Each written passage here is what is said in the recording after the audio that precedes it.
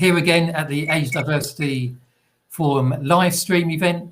I'm Steve Anderson, and here with my colleague Sadie. Hi, Sadie. Hello. As you can see, we're still working remotely. In the UK, the lots of talk, right, excuse me, right now about easing off of various restrictions that all being well in the UK, that will happen on July the 19th, so just over a week's time. And I would imagine at that point there'll be potentially some changes to working practices, and who knows, even our own. We've been doing these sessions completely remotely, so we'll see what happens when that final decision's made. But we have been speaking to a few organisations just recently about this whole transition from working remotely and going back to the office for those who work in an office situation. And I think it's a bit mixed at the moment. I think there's organisations that never had any remote working before COVID, but are now completely 100% remote working.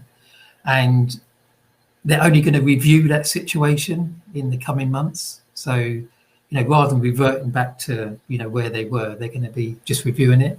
And there's some organisations where I know people are just desperate to get back to the office, and it's all down to I guess how each individual is set up, in a home environment. Is it easy? Is it lots of people been working from the kitchens and from all sorts of strange places where some people have got better facilities, let's say. Quite lucky here actually, can sort of get away from the rest of the house and work remotely. But it is a different discipline working from home as well. And but there's also all those social aspects that go with getting back to the office, getting back to closer engagement with people and physical engagement, and the knock-on effect to the local economy, particularly in the larger cities where I know the various sandwich shops and pubs and cafes and restaurants are desperate for people to go back to their city offices, because there's the morning and lunch trade that I guess they've been missing out on. So yes, lots to happen, I think, over the next few weeks in terms of what government decide in terms of easing of restrictions, and then how businesses decide they want to change their way of working. And I think for us, we're going to have similar considerations. We're hopefully going to have some exciting news soon about some new programs and projects of work that we're designing right now that hopefully might come to fruition in the second half of this year. And some of that work and projects will rely, or not rely, but maybe be more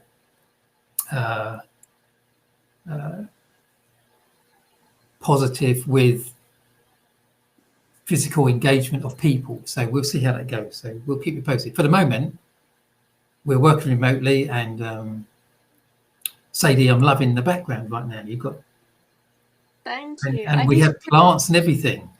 Yeah, I just it's a jungle. I need to print off little age diversity logos. So Absolutely. Hang it up. But loving the foliage. And welcome back, Sadie, from your holiday. So good to have you back. I've flown solo in the last week or two. But as usual, everyone, we're going to use this time, 30 minutes of time, to raise awareness for age diversity. Of course, that's why we're here. And we do that in various ways, through topics of conversation that we're having internally, but also looking at what's in the news and what other people are saying about inclusion and where that stretches into the age agenda. Again, just this week, certainly there's more, particularly in the US, there's more evidence and articles about those that have been adversely affected in terms of their work because of COVID. And there continues to be, large numbers of older people. In the UK, we talk about the over 50s. In the US, they tend to talk about over 55s, actually, but I think it's generally more mature people are being adversely affected. And I say that's been highlighted in further evidence from, I noticed in articles from recruitment organisations, but also consultative organisations that look at this type of data. So that led to a consideration that Sadie and I I was just shouting at Sadie earlier, not shouting. I was expressing my question to Sadie just before coming live about a bit of a conflict or conundrum, whichever term you like to use, about certainly in the UK, there's apparently lots of job vacancies available right now, and that's there's evidence or anecdotal or otherwise coming from the large recruitment agencies talking about large amounts of jobs on their job boards.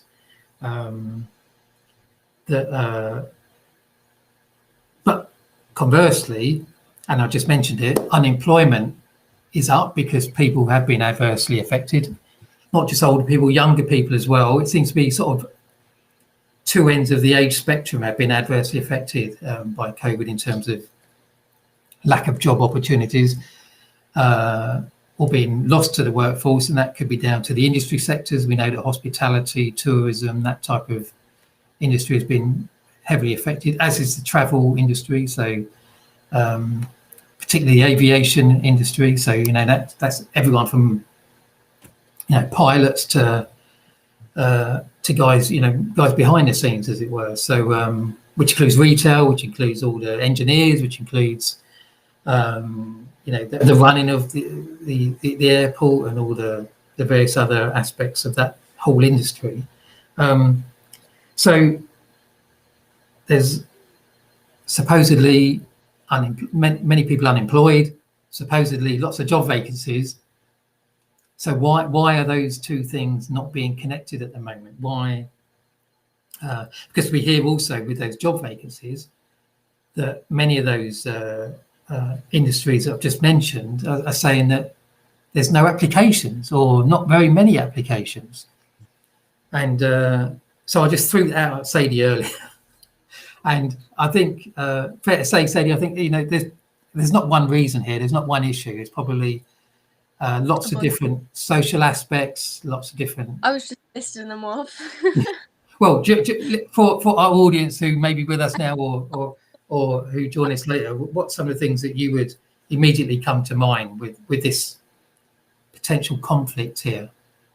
So if there's a lot of jobs and a lot of unemployment, my first thought was, their skill sets don't match up. Maybe the people who are unemployed aren't educated in the job opportunities that are arising, like being a chef. Maybe they haven't gone to culinary school. Maybe they don't have enough experience in the field for them to confidently apply to the job and get the job from the employer. And then, what was the other one?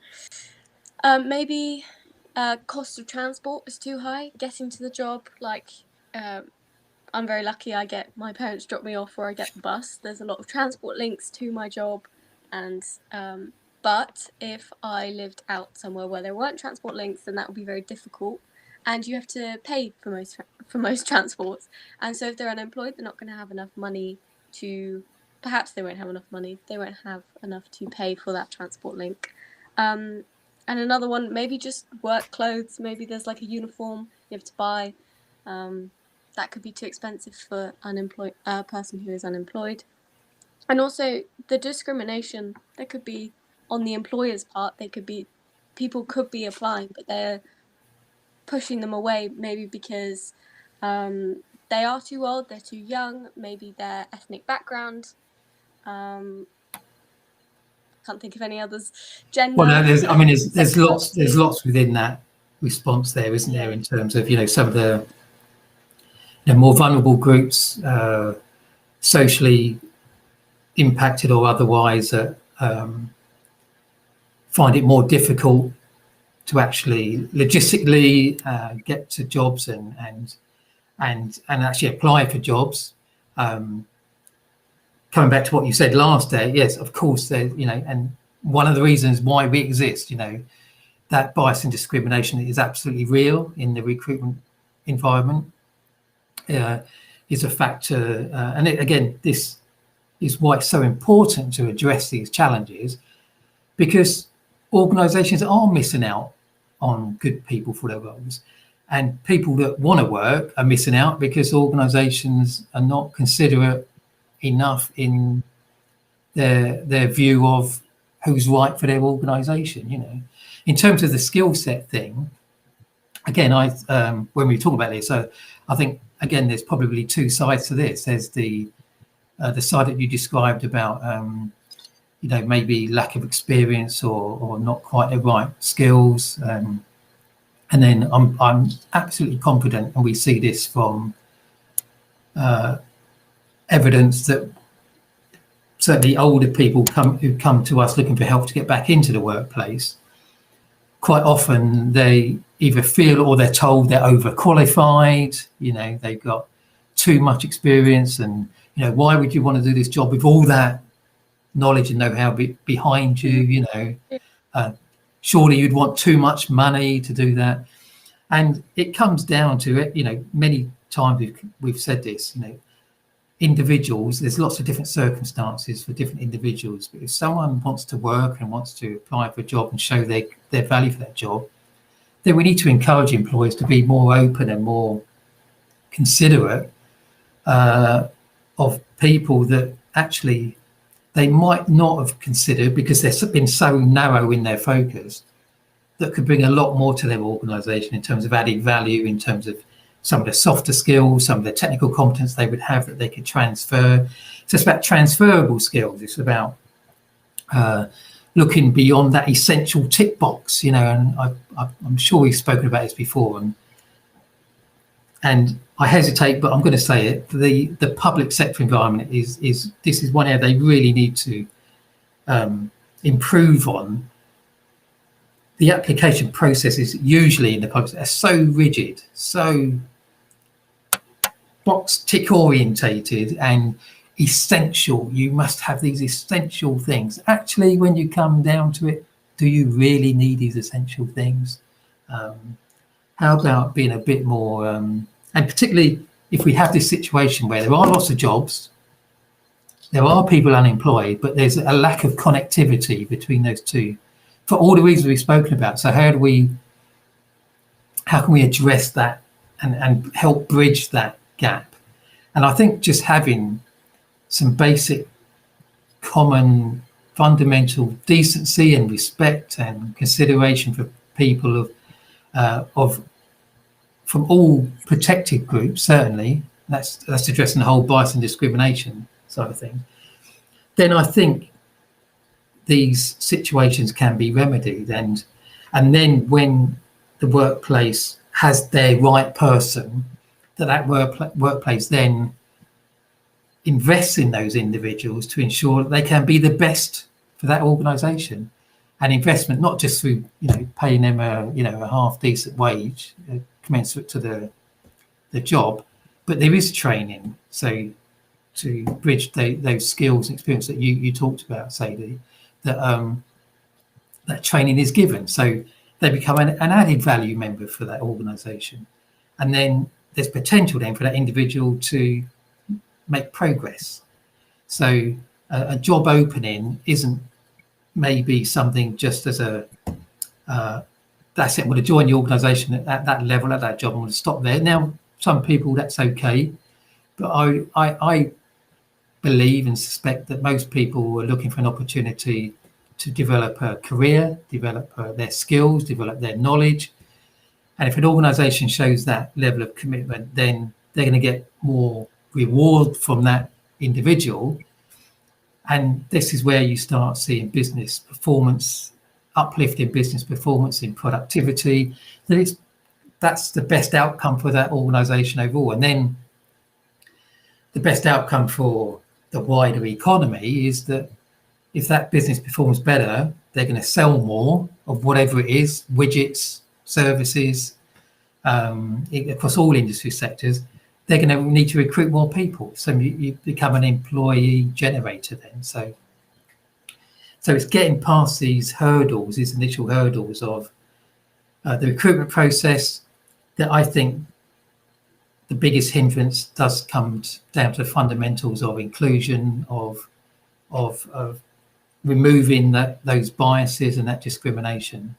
I think we're going to, the economy will see lots of advantage to this situation where we've got lots of job vacancies but higher unemployment. It's there's something fundamentally wrong there, isn't there? With the and where it must be fundamentally wrong is that the process of the individual identifying a work opportunity and the employer identifying the potential candidate that is most appropriate for that role. It must be too rigid, or it must be too unattainable at the moment in both directions for this situation to exist. So as an organisation, this is something we absolutely address, and with our champion partners, this is part of our engagement program where we have some very practical support in terms of highlighting jobs to a demographic that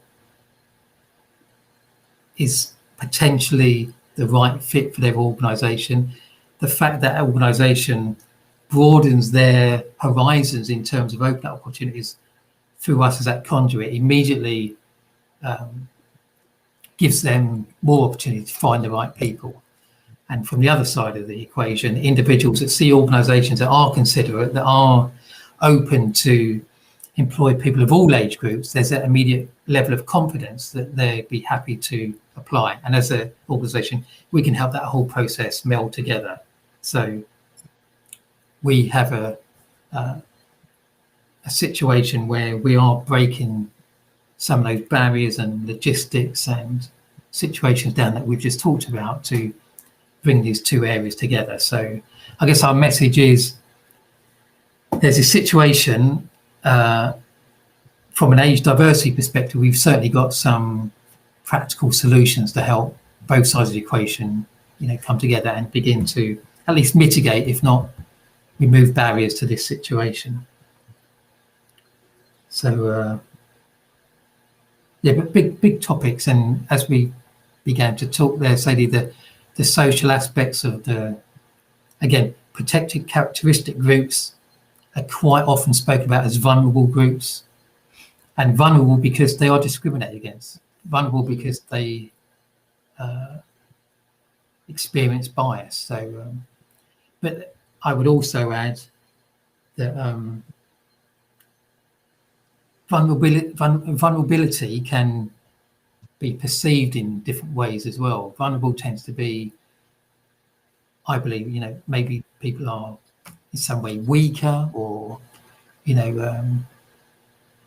have some sort of misfortune, where actually these are individuals that have got a great offering. It's just about giving that opportunity, and in that same sort of environment, particularly from an age perspective, older people have been lost to the workplace. There's so much talent, experience, knowledge and know-how in that demographic that organisations, if they actually just took the time to broaden their horizons, as I mentioned earlier, and be considerate of an applicant from that perspective, they're going to really recognise the values and benefits of that. So it comes down again to something we spoke about, vocabulary that's used, terminology that's used, languages that's used, in terms of how we define people almost, vulnerable, or immediately, vulnerable, that must be, weak and, not up to it. So, let's change that. let's change that.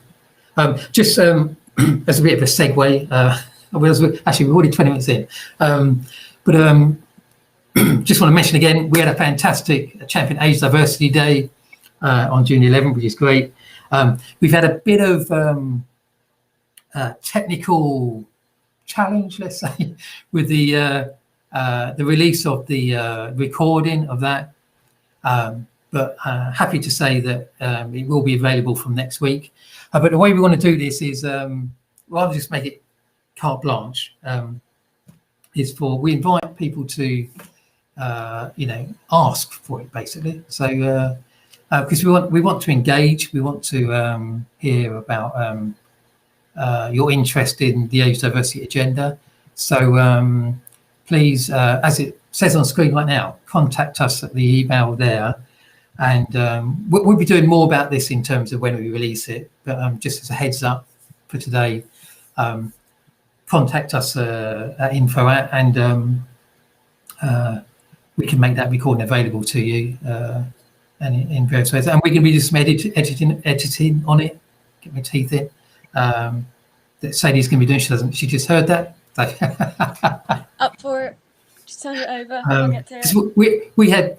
Certainly in two parts, we had a great keynote from Professor Andrew Scott, but then we had the panel discussion. So we're going to at least be, splicing that. Is that the right technical film term? Splice.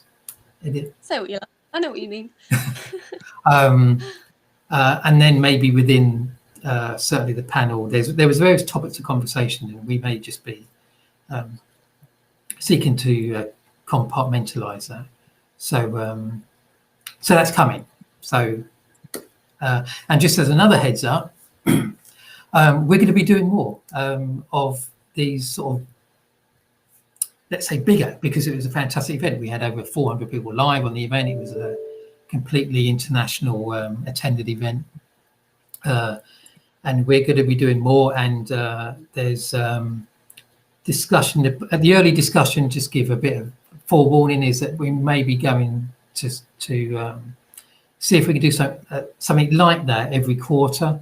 We're gonna see. So we've got continuous support from Hansuki to run these events, and we've got other interested parties that have come to us since and said, we want to be part of this and we want to do this. So I'll bet not mention their names just now, but and we've already got some guests lined up as well, who said, how do we participate in this? So so that's something else that's going to be coming. As well, we're going to continue the live streams for the foreseeable future, because this is a great way just to get news like that out there, but also discuss topics of the day. So, and we want to see more engagement. So we're going to be working behind the scenes over the next few weeks to see how we can engage better. We should actually, as a way of doing it, we should actually be today. We've been live on YouTube up to today. We think we actually might be live on LinkedIn as well, but we don't know, because we don't know how it works. Let us know. So we shall see. And I guess, Sadie, we'll just have to look back after and see what, we've been accepted as through my LinkedIn channel. We've been accepted by LinkedIn graciously. Let's love them for that. Show some love for that. To live stream through the LinkedIn channel, and I think we've connected the Restream, which is the platform that we use, to my LinkedIn channel. Just don't know how that has worked today. So we'll review that after the event and come back to you next week. Or if we need to do something between next week, we'll let you know in terms of logistics. But hopefully that's again another positive change, because we release content on LinkedIn quite a lot, and we know it's a good platform for the audience that we want to reach out to as well. So I'm hoping it's worked today in some shape or form. So we'll address it afterwards. I realise we're getting very close to the half hour, And there was another topic I was going to bring in that I'm just going to leave for today. No.